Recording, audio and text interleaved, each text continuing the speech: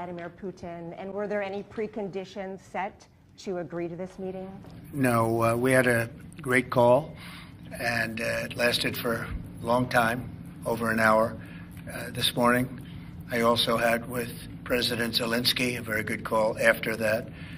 And I think we're on the way to getting peace. I think President Putin wants peace, and President Zelenskyj wants peace, and I want peace. I just want to see people stop getting killed. We're very far away from that particular war, but that's a vicious war. Probably 1.5 million soldiers killed in a short period of time. I've never seen anything. I have pictures that are, you wouldn't believe it. You wouldn't believe what you have to look at. Young, beautiful soldiers that are just being decimated. And it would be nice to end it immediately. But we had a very good talk with, people didn't really know what President Putin's thoughts were, but I think I can say with great confidence he wants to see it ended also. That's good. And we're going to work toward getting it ended and as fast as possible. It's a horrible situation going over. It's flat land, and the bullet goes off, and the only thing it can hit is a body, a human body, a young human body. And they're losing just tremendous numbers of mostly soldiers. Just the cities and towns have been largely demolished. It's a shame what's happened to that country. It would have never happened if I were president. That I can tell you. Would have never happened. It's to look at that. And October 7th would have never happened either, by the way, the Middle East. But we'll get it. I think we'll get it. We'll get something done. We're going to be meeting actually tomorrow. They're meeting in Munich, as you know, and we're going to have some other meetings. And I'll be dealing with President Putin largely on the phone, and we ultimately expect to meet. In fact, we expect that he'll come here, and I'll go there, and we're going to meet also probably in Saudi Arabia the first time. We'll meet in Saudi Arabia, see if we can get something done. But we want to end that war. That war is a disaster. It's a really bloody, horrible war. Did you Saudi Arabia, the first meeting will happen? I think so. We think we're going to probably meet in Saudi Arabia the first meeting. Any idea when? Hasn't been set, but not too distant future. Did you also be part of that meeting? We both understand. You know, we know the Crown Prince, and I think it'd be a very good place to meet. So it sounds like that would just be a meeting between you and Putin and perhaps the Crown Prince, but not President Zelenskyj? Probably we'll have a first meeting, and then we'll see what we can do about the second meeting. Did you also commit to go to Ukraine? What about Ukraine? Did you commit to go to Ukraine as No, well? I haven't. I haven't committed to Would go you to go? Ukraine. I would think about going. Yeah, I'd think about it. No President problem. Zelenskyj say today, Mr. President, that they received your vision. What is your plan to end this war? Like today, Secretary. Well, I'm not going to tell you my plan. I can just tell you we've made a lot of progress. This should have been done by Biden, not by me, because this has been going on for now a long time, years. And it should have been done by Biden. Just like the young gentleman that I brought home yesterday after 2 weeks. We worked on it for 2 weeks. He was a fine man, and he was in there for 3.5, almost 4 years. And they weren't able to do a thing, and I got him out. And as you know, I didn't pay $6 billion. I didn't pay anything. We did a trade, and we did a good job. We got him out in 2 weeks.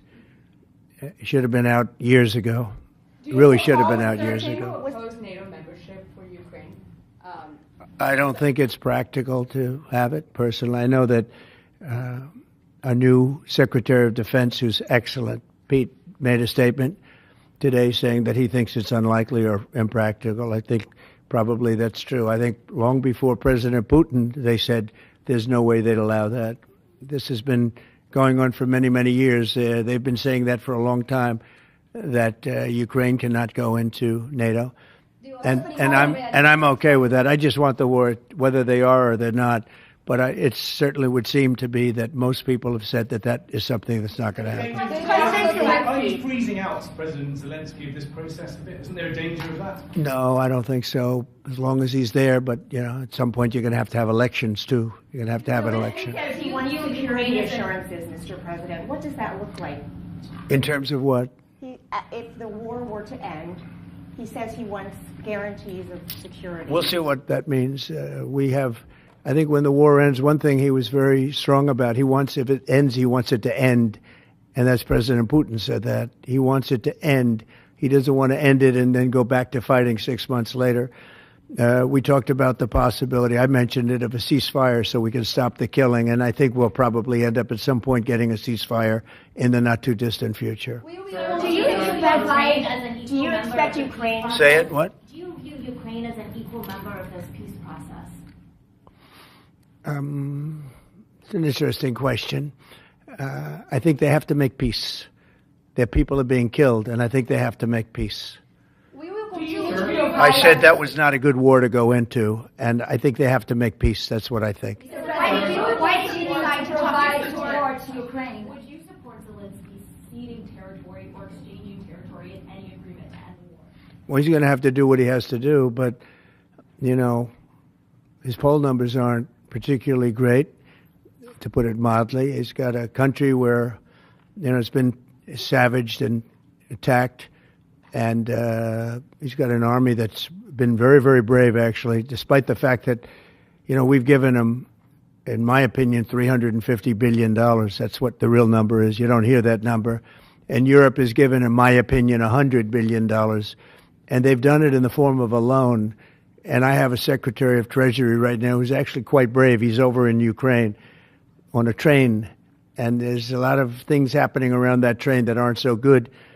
And he's going there to get a document done where we're going to be assured that we're going to, in some form, get this money back, because we're putting up far more money than Europe, and Europe is in far more danger than we are. We have an ocean in between. Europe has nothing in between. You know what they have in between? They have Ukraine in between. So wait a minute. So, as you know, Europe is putting up money, and they're getting it in the form of a loan. And the United States under Biden didn't do loans. They just handed money every time somebody walked in from Ukraine. They just handed them money foolishly. This should have never happened. It should have never started. And once it did, other things should have happened. Other things should have taken place. So we're getting security on our money. We're going to have it secured by, they have rare earth, and they have oil and gas, and they have a lot of other things. And we're asking for security on our money. How long does Zelensky have? They've agreed to it. Ukraine? Ukraine has agreed to it. Does it mean you are not sending any more aid to Ukraine? No, we are, but we want it secured, and the money is going to be secured. When would the U.S. stop sending funding? When would the U.S. stop sending funding? Because if we didn't do that, then Putin would say he won. We're the thing that's holding it back. And frankly, we'll go as long as we have to go, because we're not going to let the other happen. But President Putin wants to have peace now, and that's good. And he didn't want to have peace with Biden. Was that conversation with Putin? And you tell me why that is, okay? Was that conversation with Putin to start these negotiations part of the deal to bring Fogel home? No, but it was a nice thing that he allowed Mark Fogel to leave. In fact, Mark wasn't feeling well, but he was, all of a sudden, about 2 weeks ago, he started being treated very nicely. He said they took him out for haircuts. They took him out. They helped him out a little bit and made him feel better, made him look better. And they were nice to him. And he said, I saw something happening. And it coincided with when I came into office. So that was nice. And he's a fine person. He was so happy to be out. He was there for 3.5 years plus. And he shouldn't have been there at all. They should have had him out much faster than that. What does make you believe that Zelensky will agree? Wait, go ahead, please. Sorry, sir, just to be clear, do you see any future in which Ukraine returns to its pre-2014 borders? Well, I think Pete said today that that's unlikely, right? It certainly would seem to be unlikely. They took a lot of land, and they fought for that land, and they lost a lot of soldiers. But it would just seem to me, and I'm not making an opinion on it, but I've read a lot on it, and a lot of people think that that's unlikely. Some of it will come back. I think some of it will come back, yeah. Some of that land will come back. These are both Russian. Who are you with? Sorry, me. Yeah. AFP. You who? AFP, Agence France Presse. Okay. I just wanted to ask you, the things that the Secretary of Defense was talking about, the 2014 borders and the lack of NATO membership. Ultimately, these are both demands that Russia has made in the past. Is there not a danger of handing Russia a kind of win on this? Well, I think that if you look at the war, the way the war is going, you'll have to make your own determination. I'm just here to try and get peace. I don't care so much about anything other than I want to stop having millions of people killed. Last night, Kiev got hit very, very hard. I want to see people stop getting killed. That war is ridiculous. It should have never happened.